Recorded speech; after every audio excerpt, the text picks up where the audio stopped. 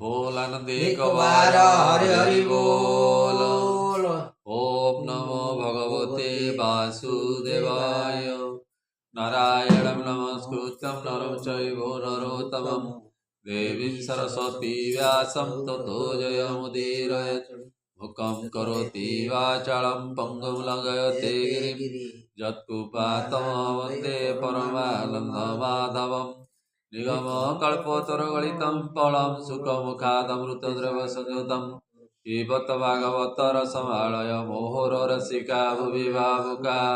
बोल आनन्दिक बार हरि हरि बोल। बोल। षष्ठ स्कंद षष्ठ अध्याय। श्री शुक उवाच शुण राजन ए अंतरे दक्ष जे ब्रह्माଙ୍କ आज्ञारे भार्या असिग्निकर तुले 60 कन्या जन्माइले। धर्मକୁ ଦେଲେ କନ୍ୟା 10 କଶ୍ୟପ ଦେଲେ ତ୍ରୟୋଦଶ।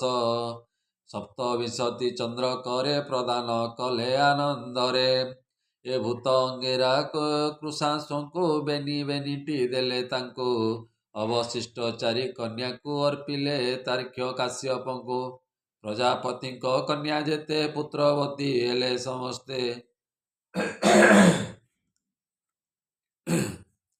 ତାହାଙ୍କ ନାମ ଭିନ୍ନ ଭିନ୍ନ କହିବା ଶୁଣ ହେ ରାଜନ। ଏହାଙ୍କ ପୁତ୍ର ପୌତ୍ରମାନେ ପୂର୍ଣ୍ଣ ହୋଇଲେ ତ୍ରିଭୁବନେ। ଧର୍ମ ଯେ କନ୍ୟାକୁ ଗ୍ରହଣ କଲେ ତାହାଙ୍କ ନାମ ଶୁଣ। ମୁହୂର୍ତ୍ତା ବିଶ୍ଵା ମରୁତୋତି ସଂକଳ୍ପା ଲମ୍ବା କୁକୁଦୁବତୀ।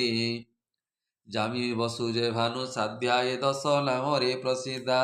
ମୁହୂର୍ତ୍ତା ଗର୍ଭରୁ ଜନମ ମୁହୂର୍ତ୍ତିକ ସେ ଦେବଗଣ। ଏମାନେ ପ୍ରାଣୀ ହିତ ଚିନ୍ତି ସକାମ ଫଳକୁ ଦିଅନ୍ତି। ବିଶ୍ୱାର ବିଶ୍ୱ ଦେବଗଣ ସୁତା ଯେ ହେଲେ ନିସନ୍ତାନ। ଜୟନ୍ତ ମରୁତ୍ୱାନ 2 ମରୁତୋତିତର ଗର୍ଭୁ ହୋଇ। ଜୟନ୍ତ ନାମେ ଯେଉଁ ସୁତ ବାସୁଦେବର ଅଂଶେ ଜାତ। ଏ ଯୋଗୁଁ ସଂସାର ମଧ୍ୟରେ ଉପେନ୍ଦ୍ର ନାମ ଖ୍ୟାତ ତାର। ସଂକଳ୍ପ ସଂକଳ୍ପାର ସୁତ ତାଠାରୁ କାମ ହେଲା ଜାତ। ଲମ୍ବାର ତନୟ ବିଦ୍ୟୁତ ମେଘ ସକଳ ତାର ସୁତ। ଏ କକୁଦ ସନ୍ତାନ ସକଟ ତାହାର ପୁତ୍ର ଯେ କିକଟ। ଦୁର୍ଗାଭିମାନୀ ଦେବଗଣ ତାଠାରୁ ହୋଇଲେ ଜନମ। ଜାମିର ପୁତ୍ର ସ୍ୱର୍ଗ ନାମ ତାଠାରୁ ନନ୍ଦୀର ଜନମ। ଦେବର୍ଷଭ ଭାନୁ ନନ୍ଦନ ତାହାର ପୁତ୍ର ଇନ୍ଦ୍ରସେନ। ସାଧ୍ୟର ସୁତ ସାଧ୍ୟଗଣ ତାତହୁଁ ଅର୍ଥ ସିଦ୍ଧ ଜନ୍ମ। ବସୁର ଅଷ୍ଟ ବସୁ ସୁତ କହିବା ଶୁଣ ପରୀକ୍ଷିତ। ଏ ଧ୍ରୁବାର୍କ ଅଗ୍ନି ଦୋଷ ଦ୍ରୋଣ ବାସ୍ତୁ ଯେ ବିଭା ବସୁ ପ୍ରାଣ। ଧରଣୀ ଜାୟା ଯେ ଧ୍ରୁବର ତା ଗର୍ଭୁ ଜାତ ନାନା ପୁର। ଅର୍କ ନାମକ ଯେ ବସୁର ବାସନା ନାମେ ପତ୍ନୀ ତାର। ତାତହୁଁ ତର୍ଷାଦି ତନୟ ବହୁତ ହଇଲେ ଉଦୟ। ଅଗ୍ନିର ଭାର୍ଯ୍ୟା ଧାରା ହେଲେ ବହୁ ପୁତ୍ର ଯେ ପ୍ରସବିଲେ। ପୁଣି ତାତହୁଁ ସ୍କନ୍ଦ ଦେଲେ କୃତିକା ପୁତ୍ର ବୋଲାଇଲେ। ଏ ସର୍ବରୀ ରମଣୀ ଦୋଷର ତାତହୁଁ ଜନ୍ମ ଶିଶୁମାର। ଯେ ଶିଶୁମାର ବିଷ୍ଣୁ ଅଂଶେ ଜାତ ହୋଇଲେ ବସୁ ଅଂଶେ। ଦ୍ରୋଣର ପତ୍ନୀ ଅଭିମତି ତା ଗର୍ଭୁ ହୋଇଲେ ଉତ୍ପତ୍ତି। ହରଷ ଭୟ ଶୋକ ଆଦି ଜନ୍ମିଲେ ଅଶେଷ ପ୍ରସିଦ୍ଧି। ବାସ୍ତୁବନିତା ଅଙ୍ଗିରସି ବିଶ୍ୱକର୍ମା ତହୁଁ ପ୍ରକାଶୀ। ଶିଳ୍ପ କାର୍ଯ୍ୟରେ ସେ ନିପୁଣ ଲୋକରେ ହେଲେ ସେ ଭାଜନ। ସେ ବିଶ୍ୱକର୍ମା ବିର୍ଜୁ ଜାତ ଚାଷୁଷ ମନୁ ନାମେ ସୁତ। ଚାଷୁଷ ପୁତ୍ର ବିଶ୍ୱଦେବ ସାଧ୍ୟଗଣ ପୁଣି ଉଦ୍ଭବ। ଏ ବିଭାବ ସୁର 3 ସୁତ ଉଷା ଗର୍ଭରୁ ହେଲେ ଜାତ। ତାହାଙ୍କ ନାମ ଶୁଣ ନୃପ ବ୍ୟଷ୍ଟ ଯେ ରୋଷିଚ ଆତପ। ଏ 3 ପୁତ୍ରଙ୍କ ମଧ୍ୟର ଆତପ ଅଟେ ନାମ ଯାର। ତାଠାରୁ ଦିବସ ଜନମ ଯାହାର ନାମ ପଞ୍ଚଜାମ। ଯେହେତୁ ପ୍ରାଣୀ ଜାଗରିତ ସ୍ୱକର୍ମେ ହନ୍ତି ଆତ ଜାତ। ପ୍ରାଣର ଉର୍ଜନ ସ୍ୱତୀ ନାମା ପତ୍ନୀ ସେ ଅତି ମନୋରମା। ତା ଗର୍ଭୁ ଏ 3 ସମ୍ଭବ ଆୟୁ ଯେ ସହ ଗୁରୁ ଯବ। ଯେ 2 କନ୍ୟା ଭୂତ ତୁଲେ ଦକ୍ଷ ସନ୍ତୋଷେ ସମର୍ପିଲେ। ଏବେ ସେ ଭୂତଙ୍କର ବଂଶ କହିବା ଶୁଣ ନର ଈଶ। ଯେ ପତ୍ନୀ ସ୍ୱରୂପା ନାମେଣ ତାଠାରୁ ଜାତ ରୁଦ୍ରଗଣ। ତାହାଙ୍କ ନାମ ଏକ ଏକ କହିବା କର ହେ ବିବେକ ରହିବ ତ ଅଜଭବ ଭୀମ ବୃଷା କପି ଯେ ଉଗ୍ର ବାମ ଐଜେକ ପାଦ ହି ବ୍ରଧ୍ନ ମହାନ ବହୁ ରୂପ ନାମ ଏକାଦଶ ରୁଦ୍ର ଗଣ ଜନମ ହେଲେ ପୃଥିରେଣ ଅନ୍ୟ ପତ୍ନୀର ଯେତେ ସୁତ ପ୍ରେତ ଗଣରେ ହେଲେ ଖ୍ୟାତ ଅଙ୍ଗିରସ ପ୍ରଜାପତିର ସୁଧା ସତୀ ଭାର୍ଯ୍ୟା ତାଙ୍କର ପୁତ୍ର ଭାବରେ ପିତୃଗଣ ସୁଧା ଯେ କଲେ କପାଳନ ସତୀର ଅଥର୍ବଙ୍ଗିରସ ସୁତ ହୋଇଲେ ହେ ନରେଶ କୁଶାସ ନାମେ ପ୍ରଜାପତି ଅର୍ଚିଧିଷଣା ଯୁବତୀ ଧୂମକେତୁ ଯେ ଅର୍ଚି ସୁତ ଧିଷଣା ଠାରୁ ଚାରି ପୁତ୍ର ଦେବଶ୍ରୀ ରାମନୁ ବୟନୁ ଦେବଳ ଏ ଚାରି ନନ୍ଦନ ଆଖ୍ୟ ନାମରେ ଯେ କଶ୍ୟପ ତା ପତ୍ନୀ ନାମ ଶୁଣନୂପ ବିନତା ପତଙ୍ଗୀ ଜାମିନୀ କଦ୍ରୁ ଏ ଚାରୋଟି କାମିନୀ ବିନତା ଗରୁଡ଼ ଅରୁଣ ଦୁଇ ସନ୍ତାନ କଲେ ଜନ୍ମ ଗରୁଡ଼ ବିଷ୍ଣୁଙ୍କ ବାହନ ସୂର୍ଯ୍ୟଙ୍କ ସାରଥି ଅରୁଣ ପତଙ୍ଗୀ ଠାରୁ ପକ୍ଷୀ ଜାତ ସଲ୍ଲଭ ଜାମିନୀର ପୁତ୍ର କଦ୍ରୁର ଗର୍ଭ ନାଗ ଯେତେ ଉତ୍ପନ୍ନ ହୋଇଲେ ସମସ୍ତେ କୃତିକା ଆଦି ଯେତେ ରୁକ୍ଷ ଚନ୍ଦ୍ରଙ୍କ ପତ୍ନୀ ଏ ପ୍ରତ୍ୟକ୍ଷ ନିତ୍ୟ କେବଳ ରୋହିଣୀର ପ୍ରେମରେ ବସ ଶଶଧର ଦେଖନ୍ତେ କନ୍ୟାଙ୍କର ଦୁଃଖ ସାପ ବିହିଲେ କୋପ ଦକ୍ଷ ସେ ସାପୁ କ୍ଷୟ ରୋଗେ ସୋମ ଦିନକୁ ଦିନ ହେଲେ କ୍ଷୀଣ ଏ ଦକ୍ଷକୁ ପ୍ରସନ୍ନ କରାଇ କଳା ଲଭିଲେ ପୁଣ ସେଇ କୃଷ୍ଣ ଶୁକ୍ଳରେ ଏହି କଳା କ୍ରମରେ କ୍ଷୟ ବୃଦ୍ଧି ହେଲା କଶ୍ୟପ ପତ୍ନୀମାନଙ୍କର କହିବା ନାମରେ ବିସ୍ତାର ଯେଉଁମାନଙ୍କ ଗର୍ଭଜାତ ହୋଇଲେ ସକଳେ ଜଗତ ସେମାନେ ପ୍ରାଣୀମାନଙ୍କର ମାତା ଅଟନ୍ତି ଉପଭର କୀର୍ତ୍ତନ କଲେ ତାଙ୍କ ନାମ ପ୍ରାଣୀ ଲଭନ୍ତି ସୁଖ ଧାମ ତେଣୁ ମୁଁ ତୁମ୍ଭର ନିକଟେ ତାହାଙ୍କ ନାମକୁ ପ୍ରକଟେ ଅଦିତି ଦିତି ଧନୁ କାଷ୍ଠା ସୁରସା ତାମ୍ରା ଯେ ଅରିଷ୍ଟା ସୁରଭି ଇଳାତିମି ମୁନି ସରମା କ୍ରୋଧ ବସା ଗେଲି ଏହାଙ୍କର ଯେ ହେଲେ ସୁତ କହିବା ଶୁଣ ପରୀକ୍ଷିତ ଜଳଜନ୍ତୁ ଏତିମି ଠାରୁ ସ୍ୱାପଦେ ସରମା ଗର୍ଭରୁ ଗୋରୁ ମହିଷ ଆଦି ଯେତେ ଦିଖୁର ପଶୁ ଏ ସମସ୍ତେ ସୁରଭି ଠାରୁ ହେଲେ ଜାତ କହିବା ଶୁଣ ତାମ୍ର ସୁତ ସ୍ୱନ କ୍ରୋଧାଦି ବିହଙ୍ଗମ ମୁନିର ଅପସରି ଗଣ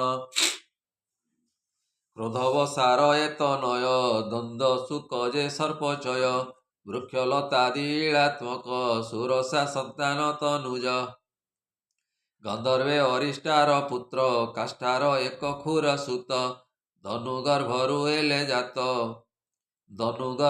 ହେଲେ ଜାତ ଏକ ଅଧିକ ଷଷ୍ଠୀ ସୁତ ପ୍ରଧାନ ପୁତ୍ର ଅଷ୍ଟାଦଶ ତାଙ୍କ ନାମ ଶୁଣ ନରେଶ ଦ୍ୱିମୂର୍ଧା ଅରିଷ୍ଟ ସମ୍ବର ହୟଗ୍ରୀବ ଯେ ଶଙ୍କୁଶିର ବିଭାବ ସୁଷେୟ ମୁଖ ଅନୁତାପନ ବିରୂପାକ୍ଷ ସର୍ଭାନୁ କପିଳ ଅରୁଣ ପୁଲୋମା ଏକ ଚକ୍ରୟାଣ ବୃଷପର୍ବା ଯେ ଧୂମକେଶ ଦୁର୍ଜୟ ବିପ୍ରଚିତ ଶେଷ ଶୋଭାନୁ ଦୁହିତା ସୁପ୍ରଭା ନମୁଚି ତାକୁ ହେଲେ ବିଭା ବୃଷପ ବାର କନ୍ୟା ଜାତ ସମିଷ୍ଟା ନାମରେ ବିଦିତ ନହୁଷ ପୁତ୍ର ଯଜାତିଙ୍କୁ ବିବାହ କଲେ ସେ କନ୍ୟାକୁ ଧନୁର ପୁତ୍ର ବୈଶାଣର ଚାରୋଟି କନ୍ୟା ହେଲେ ତାର ସେମାନେ ପରମା ସୁନ୍ଦରୀ କହିବା ନାମ ତାହାଙ୍କରି ହୟଶିରୀ ଉପଦାନବୀ କାଳକା ପୁଲମା ସମ୍ଭବୀ ଉପଦାନବୀ ବିଭା ହେଲେ ହିରଣ୍ୟାକ୍ଷ ଦାନବ ତୁଲେ ହୟଶିରୀ ନାମେ ସୁନ୍ଦରୀ କ୍ରତୁର ସେହି ହେଲା ନାରୀ ବ୍ରହ୍ମାଙ୍କ ଆଦେଶରୁ କରି କଶ୍ୟପ ବିଭାବେନି ନାରୀ କାଳକା ପୁଲମା ଏ ଦୁଇ କଶ୍ୟପ ତାଙ୍କୁ ବିବାହ ହୋଇ ଏ ଦୁଇ କନ୍ୟାଙ୍କ ଗର୍ଭରୁ ଦାନବେ କଶ୍ୟପ ବୀର୍ଯ୍ୟରୁ 60 ସହସ୍ର ସମ୍ଭୂତ ସର୍ବେ ହୋଇଲେ ବଳବନ୍ତ ଇନ୍ଦ୍ରର ଅପ୍ରିୟ କରନ୍ତି ନିତ୍ୟକୁ କର୍ମ ଆଚରନ୍ତି ସର୍ବଦା ଯୁଦ୍ଧେ ରତ ହେଲେ ଋଷିଙ୍କ ଯାଗ ବିନାଶିଲେ ପିତୃର ପିତୃ ଯେ ତୁମ୍ଭର ଅର୍ଜୁନ ନାମ ତାହାଙ୍କର ସ୍ୱର୍ଗକୁ ଯାଇ କଲେ ନଷ୍ଟ ଦାନବ ବଳବନ୍ତ ଦୁଷ୍ଟ ଦାନବ ବିପଚିତି ନାରୀ ସିଂହିକା ନାମଟି ତାହାରି ଏକଦା ନବ ସତେ ସୁତ ତା ଗର୍ଭ ହୋଇଲେ ସମ୍ଭୂତ ରାହୁ ତା ପ୍ରଥମ ନନ୍ଦନ ସତ କନିଷ୍ଠ କେତୁ ନିମ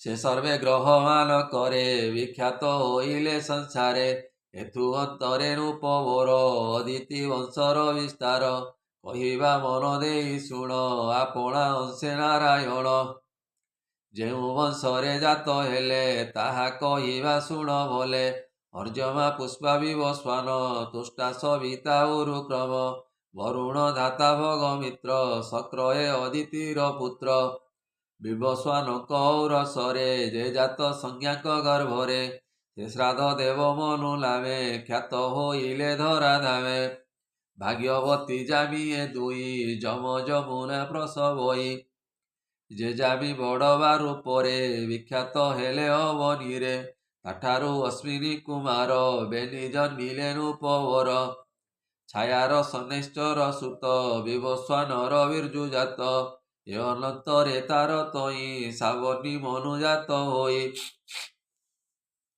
ପୁଣି କନ୍ୟା ଏ ହେଲା ଜନ୍ମ ତାହାର ପତି ସମ୍ବରଣ ମାତୃକା ପତ୍ନୀ ଅର୍ଜମାର ବହୁତ ସୁତ ହେଲେ ତାର ଏ ପୁତ୍ର ମାନଙ୍କ ବୁଦ୍ଧିରେ ଆତ୍ମାନୁସନ୍ଧାନ ବ୍ୟବହାରେ ଏ ସର୍ବମାନୁଷୀ ଜାତିର କଳ୍ପନା କଲେ ବେଦବର ପୁଷା ହୋଇଲା ଅନପତ୍ୟ ପୁଣି ସେ ଅଟଇ ଅଦନ୍ତ ଭକ୍ଷଇ ପିଷ୍ଟ ଦ୍ରବ୍ୟମାନ କହିବା ତହିଁର କାରଣ ପୂର୍ବ କାଳରେ ଦକ୍ଷ ପ୍ରତି କୁପିତ ହେଲେ ଉମାପତି ତା ଦେଖି ପୁଷା ନିଜ ଦନ୍ତ ଦେଖାଇ ହସିଲା ବହୁତ ଏଣୁ ତା ଦନ୍ତ ଭଗ୍ନ ହୁଏ ଏବେ କହିବା ଶୁଣ ରାଏ ରଚନା ନାମେ ଦୈତ୍ୟାତ୍ମଜା ସେ ଦୃଷ୍ଟା ପ୍ରଜାପତି ଭାର୍ଯ୍ୟା ଏହାଙ୍କ ସୁତ ଶୁଣ ରୂପ ସନ୍ନିବେଶ ଯେ ବିଶ୍ୱରୂପ ଯେ ବୀର୍ଯ୍ୟବନ୍ତ ଦେବାରି କୁଳର ଦୈତ୍ୟ ତଥାପି ପୁରୋହିତ ପଣେ ବରଣ କଲେ ଦେବଗଣେ